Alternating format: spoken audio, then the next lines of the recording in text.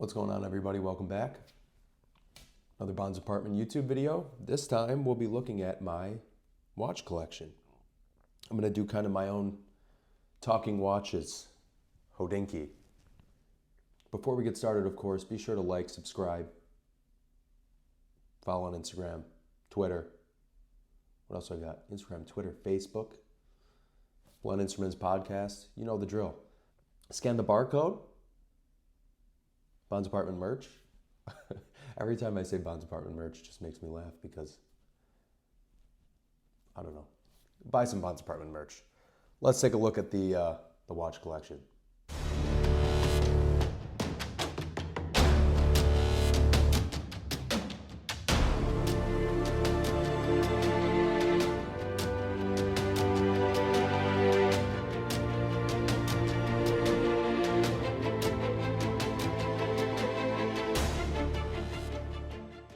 So up first, we've got the Timex Q reissue watch. So the Timex Q, emphasis on the reissue. It's a 38 millimeter stainless steel bracelet. I think I bought this one. This reminded me a lot of like my grandfather, who thankfully is still with us, who has his own Omega constellation that I've borrowed once or twice.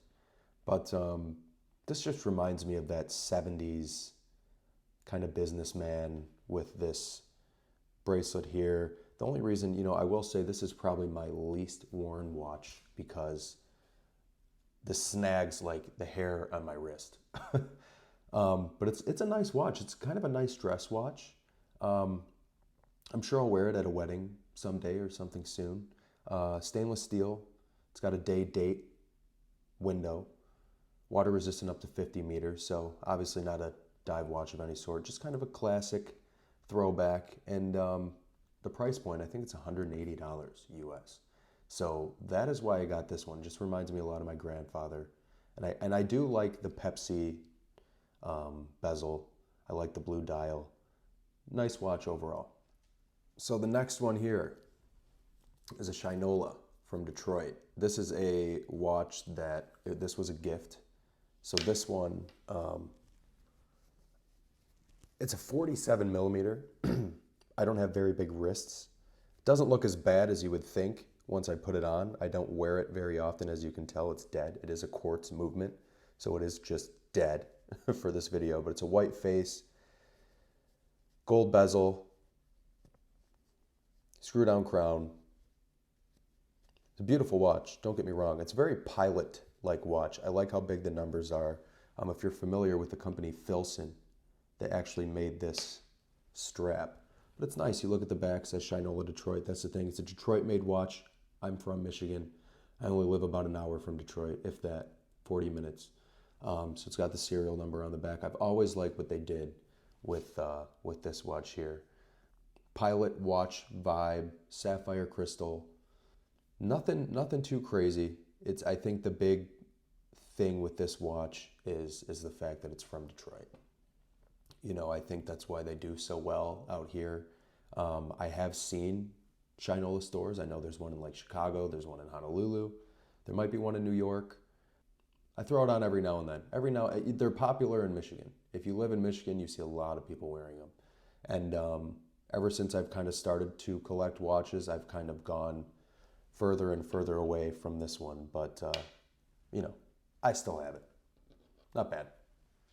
So the next one, this is when we kind of get into the Bond watch attempt. This was actually no, I had the Omega Seamster before I got this, but I wanted to start collecting watches more. At this point I probably had 5 or 6, maybe more, but I wanted to try to get another one, and I started poking around with these Gruen watches. So allegedly, in Dr. No, he wears a Gruen 510. We don't know that for sure. This is a Gruen 510. It's a 33 millimeter. It's unbelievably small. That's very difficult for me to get over. I've literally never worn it. I got it in the mail. I got it on eBay. I think I only paid like $150 for it.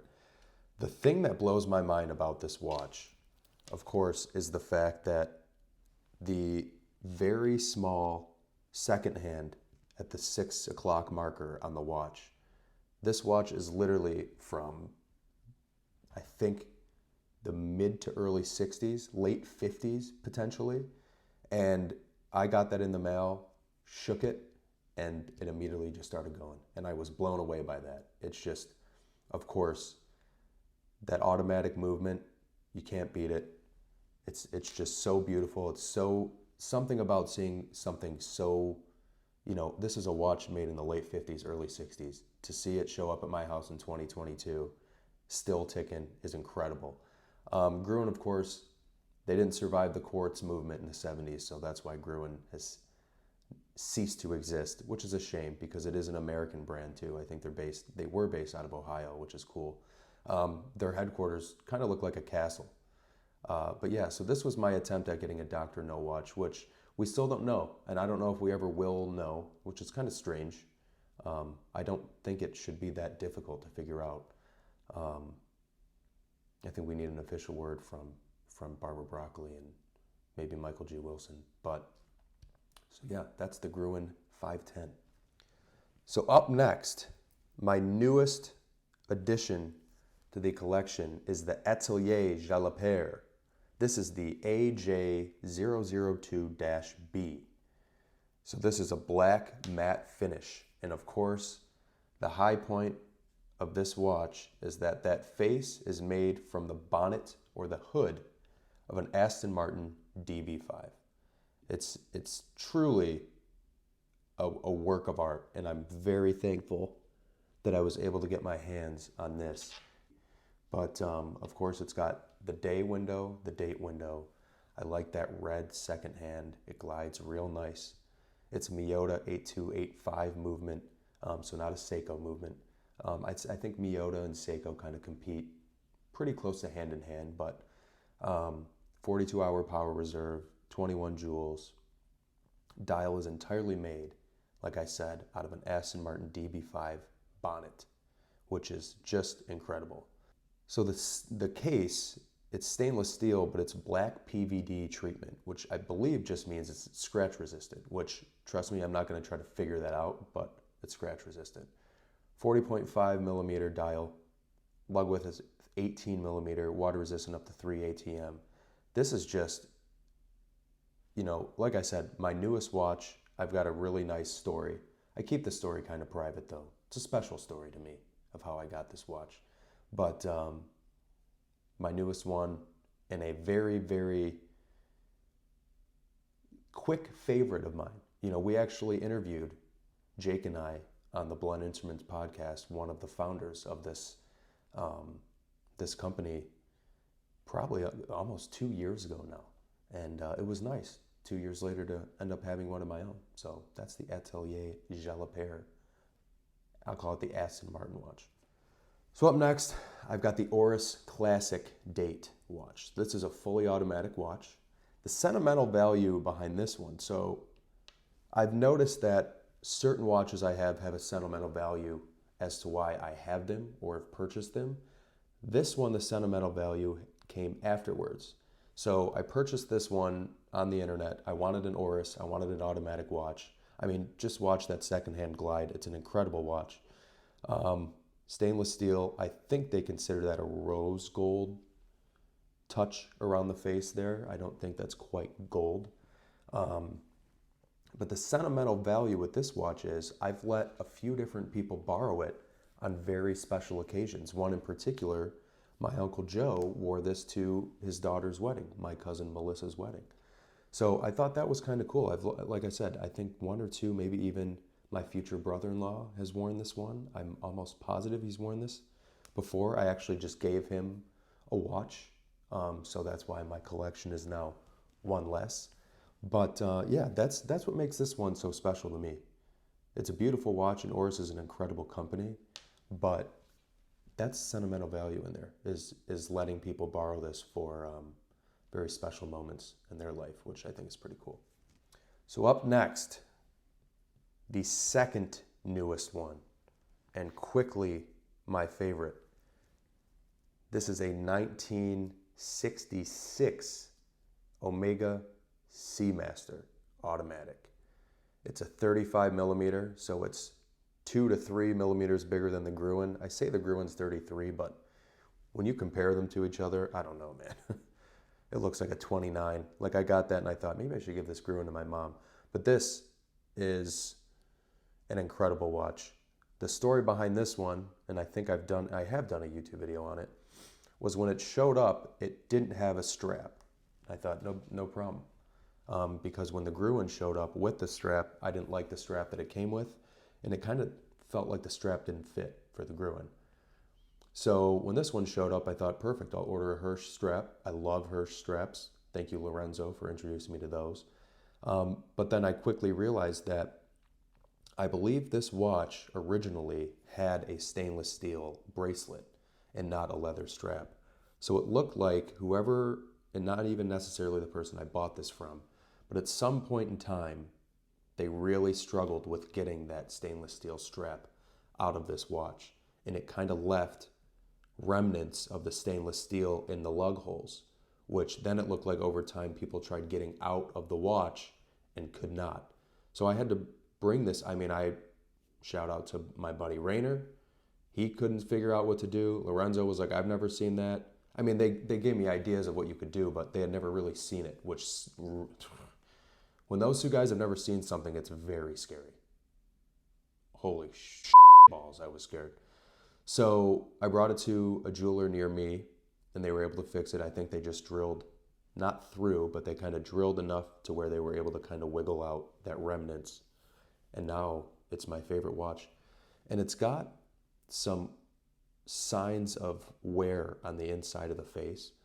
And I'm sure eventually I will send this out for service at Omega, but I kind of like that. You know, this is a, 60-year-old watch now. I like the fact that it's got some wear and tear on it. So I don't know if I'll fix that anytime soon, but that is my Omega Seamster Vintage. We've got a watch that a lot of people have, and if you don't, you should. This is the Seiko 5 automatic. So this is wildly collected and highly touted because of the movement. The Seiko movement everybody seems to love. It's a watch you can absolutely beat the crap out of, and it's never gonna have any issue. Fully automatic, it's got that Pepsi dial. It's very thick. You know, that is the one thing I'm not a huge fan of, and I do like more of a tapered bracelet. This one does not have that either. It's 44 millimeter, which is, you know, rather large. But, you know, like I said, blue dial, Pepsi bezel, fully automatic, waterproof, I think up to, God, I don't even know, a lot. Because it is technically a dive watch too. It's a sport watch. So this one I got just kind of to just enhance my collection. It's probably been 5 or 6 years since I bought this one, but I got this one just to enhance the collection. I, you know, kind of wanted to do a version of talking watches on here, and a lot of the collectors on talking watches have Seiko watches. So that's next. Oh, it's 2. It's 2 in the afternoon. I'm sitting here thinking it's like 8 a.m.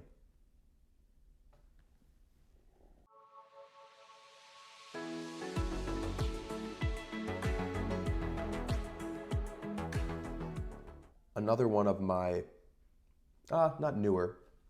This one's got a new sentimental value towards it, which I'll get to.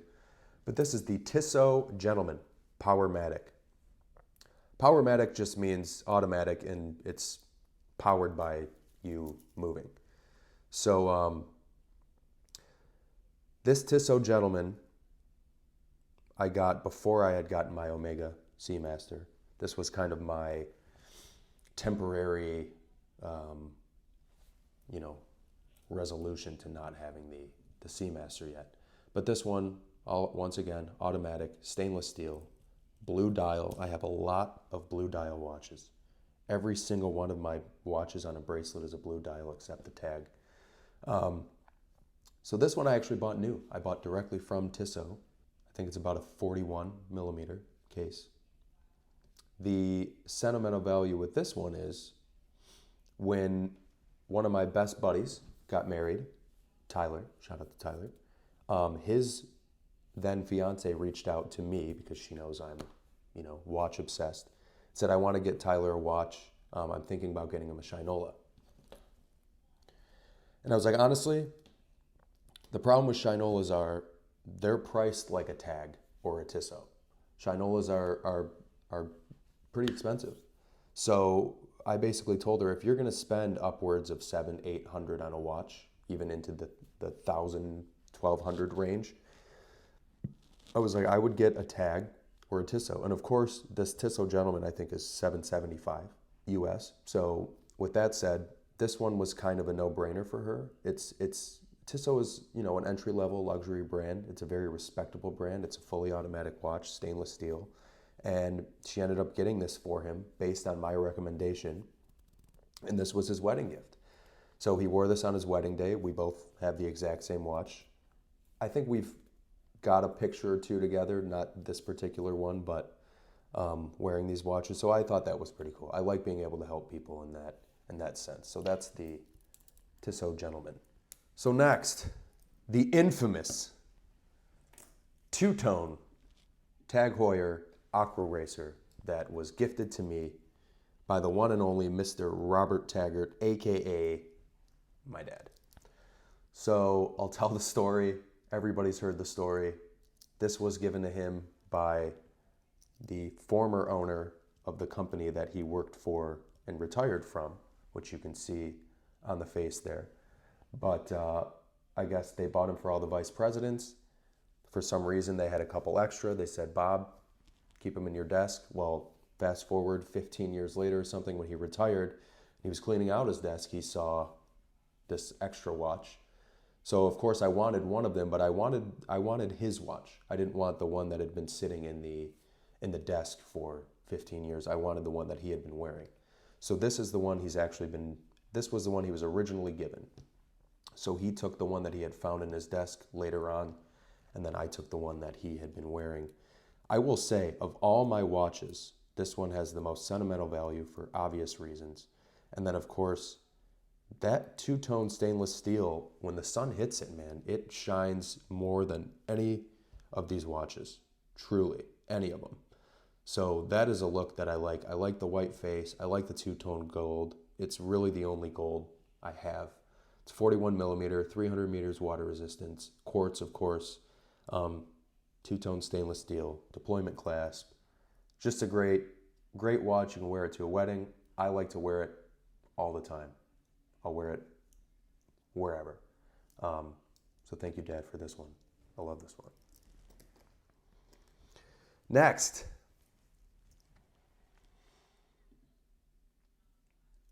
we'll go to the Apple Watch. So this is an Apple Watch Series 6, I believe. Series 5. God, it's been that long since I've had this. So this is the Apple Watch Series 5. Everyday watch, but you know, when you've got this many watches, I feel like I only put it on my fiance and I go for a walk, so I feel better when I set the, you know, outdoor walk and I count my steps and count my calories and pretend like I'm fit. But it's a nice, don't get me wrong, it's a great watch. You know, I've seen people wear these on one wrist and then their actual watch on the other. I'm not that type of person. I think that's quite the stretch, but more power to you. But of course, the Apple Watch. Second to last, this is a Garmen Approach S40. So this is about 300. I think it's about a 42 millimeter. It's actually 50 meters water resistant. This is my golf watch, hence the term approach. You use it when you are approaching the hole, the green. So this one I've had for a couple years. It's gotten to the point where I'm lost at sea if I don't have it on my wrist when I'm golfing. Any golfers out there know, basically you can see in the images on the screen here that from tee to green, so from the second you tee off on the hole all the way to the green, it will tell you exactly how many yards you are away. And then you can use this corresponding club based on the yardage, and it tells you the front of the green, middle of the green, and the back of the green. Golfers, you'll understand why, based on pin placement. But yeah, this one's gotten to the point where It's become one of my more frequently worn watches because, like I said, I am completely lost at sea on the golf course without having a yardage. And the other alternative to this is a yardage, like a rangefinder, they call it. Basically, that kind of looks like a binocular, and you will ping a certain point. Usually it's the pin, but that'll tell you the yardage as well. Usually those are a little more accurate, not by much, but a little. But this is just simple. You wear it, and it's really light. That's the big thing for me. It's 1.5 ounces. So think about that, 1.5 ounces. Of course, the lightest of all my watches. Took a little getting used to wear a watch when I golf, but didn't take that much time. So that's the Garmen Approach. And last but not least, of course, the center of my collection, and will always probably be my favorite watch, and this is, of course, the Omega Seamster Professional from GoldenEye, 2541.80. No longer available, of course. The Blue Wave dial, just an absolute classic. All stainless steel, helium release valve, screw down crown. Quartz, battery life is 42 months. Guess what? I've had this boy way longer than 42 months, and it's still kicking. And if you can hear the jet flying by, they must still think I have the mustache, but sorry. So the sentimentality with this watch, and I've done a whole video on this one, it's the obvious. I'm a Bond freak, hence the only reason you're probably watching this video. This watch was the first watch that made me fall in love with watches. My dad was not big into watches when I was a kid. He always wore one, but he wasn't big into them, so it didn't really come from my dad. The watch obsession, I like to think I'm kind of trying to find my way into getting him where I'm at with watches, but I don't really think that's happening. But yeah, I mean, it went from playing GoldenEye, seeing it in GoldenEye, then discovering the character of Bond, then the films, then seeing GoldenEye, seeing him wearing this. I wanted this since the second I saw GoldenEye. And I'm assuming I was no more than 10 years old. So it did take me about 27, or how no, 17, my math is terrible, not a math guy, 17, 18 years to get this watch. I was actually Talking Watches with Emerald, and the guy that was hosting it with Emerald said when he bought his first luxury watch, it was just time. He could just tell, no pun intended. For me, it was the same. It wasn't that I couldn't buy it before. I actually had purchased it before and sent it back. I had actually purchased a Seamaster or a Speedmaster right after and sent that one back as well. But when the time came, my fiance was like, you stare at this watch every day, just buy it. And here it is. And it's my prized possession. It's the center of my watch collection. It's the center of my Bond collection. It's the watch I wear 90% of the time. I've got NATO strap for it, a leather strap. It's just, it's just my pride and joy. It's my pride and joy.